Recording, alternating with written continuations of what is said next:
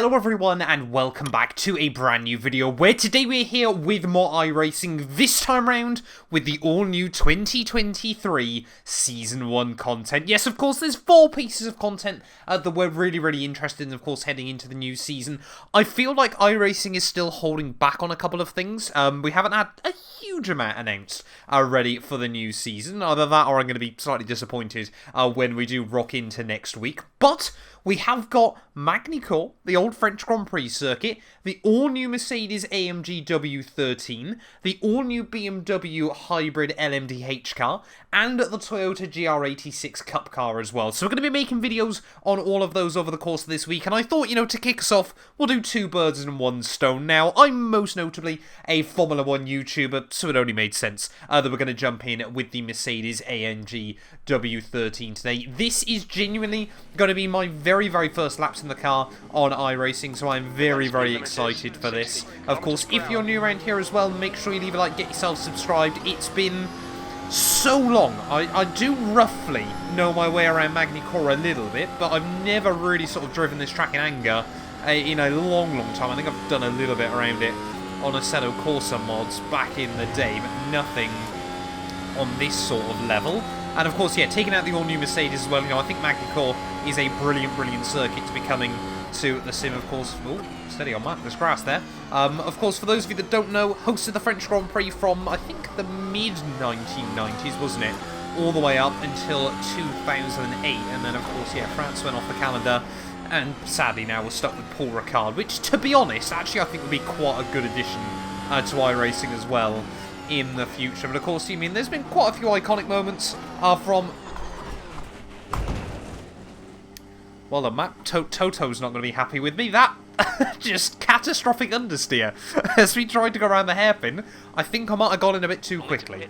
Right, we'll try that again then. Like I was saying, this place has certainly held its fair share of iconic Formula 1 memories from Jarno Trulli, wasn't it? Oh, sorry, Giancarlo Fisichella, I think, if I remember correctly, getting jumped at the final corner of the GP, leaving Flavio Briatore absolutely fuming to, of course, the instant between Michael Schumacher and David Coulthard down at that hairpin. I'm pretty certain is known as Adelaide, if I remember correctly. I think a lot of the corners actually around this track are named after other places that have hosted F1 events, because I'm pretty certain the chicane following it that we've just been through is known as Nürburgring. This is kind of the part of the track where I'm a little less sort of well-versed. I'm actually trying to look over the front of the car, to be honest, then, because it certainly seems very high up. But of course, yeah, we'll do some practice laps. We'll sort of talk about the track, talk about the car, everything like that, and then we'll really try and do some more attacking laps later on in the session as well. There's, of course, yeah, I always forget just how long the run is down in towards the final couple of turns, and then we've got this big flick through the final chicane, which is a lot more of a flick nowadays than it was back in the day. There, normally that chicane was pretty much flat out, if I remember correctly. Attack the curbs. It certainly is a lot tighter now, as we'll try and make our way back to the road. Did nudge the wall, but we didn't get a contact in some point, so I think we got away with it. But of course, yeah, the Mercedes W13 as well. I think when iRacing signed the deal with Mercedes, about midway through last year, wasn't it, of course, when the W12 was still fighting for the World Championship, I think they would have hoped at the very least they were going to have, one championship-winning car, which they kind of did. Of course, Mercedes did wrap up the Constructors' Championship in 2021, but yeah, we've kind of been graced with the 3rd fastest car of 2022, and iRacing's not had particularly brilliant luck when it comes to picking out Formula 1 cars in the past. The Williams FW31, if I remember correctly, was the slowest car when you exclude the bottom 3 from 2011. Of course, we all know how bad the Mach Honda was as well, the 2015 version of the Mach Honda, so I'm amazed it even managed to do any races on the sim. So yeah, iRacing, this is by far and away the best one of the lot they picked, obviously when you exclude last year's Merc as well. But yeah, they kind of have been a bit of a curse to the world of real Formula 1 when it comes to the cars they want implemented into the game. But of course, I think it's a really exciting technical partnership that they've got with Mercedes at the moment. The W12, that's been phenomenal fun. Of course, we've been doing a series over on my main channel throughout. Whoa! A lot of the year, as this thing has got no grip at low speed. Time was 124. Still got a 124 though, apparently. Yeah, we'll make mistakes early on here. as we try and test this car out a little bit more. But yeah, I must admit, of course, we've got no real benchmark now to how quick this car should be around Magny-Cours, but I will absolutely be doing a second video later on this week where I take this thing to the Nordschleife as well. So, you know, if you're not already, definitely that's another reason to get yourself subscribed as well. But of course, yeah, very, very different car to the 2021 version of the Mercedes there.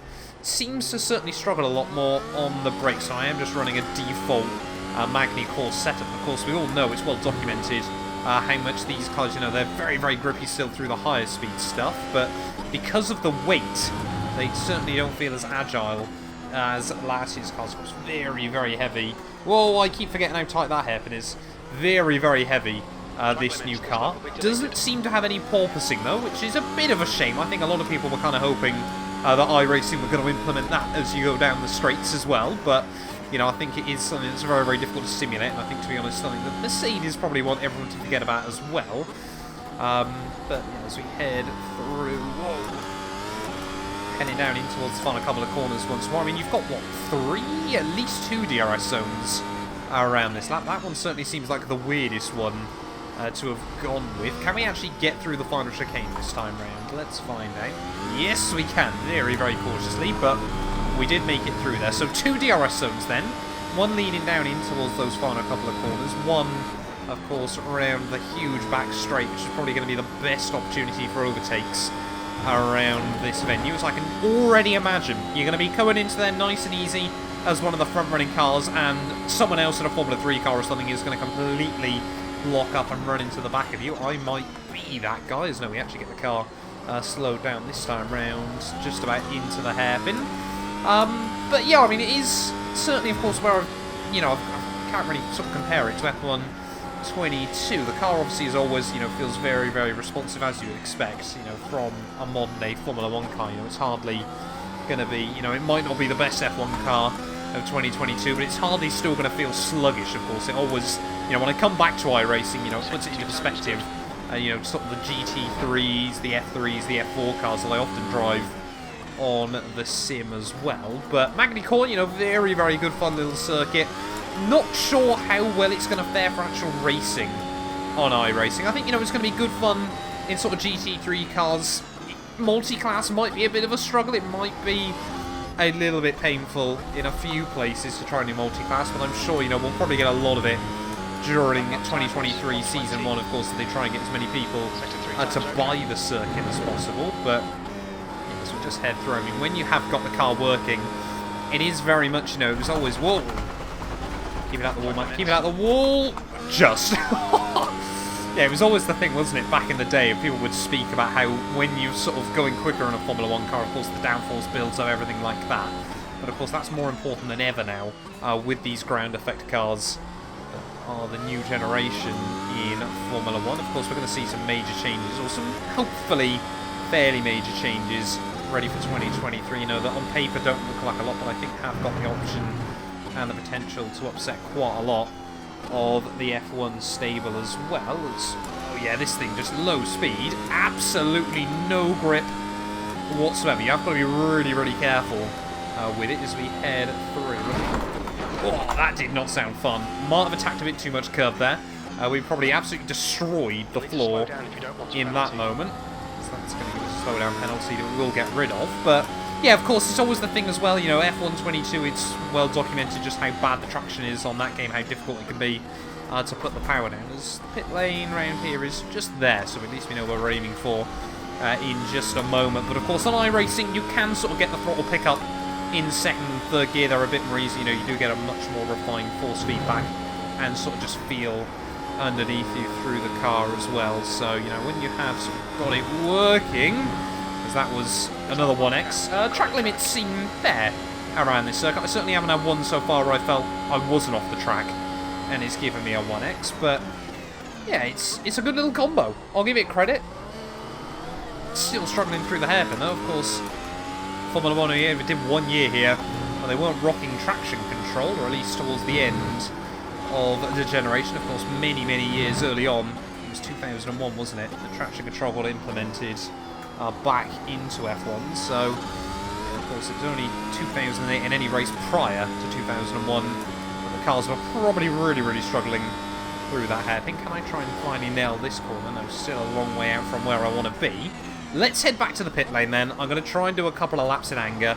And I'll give you guys, hopefully, a bit of a better showcase of Magny-Cours, as I'm definitely going to have to head back to the pit lane now. I apologise, Toto, once again.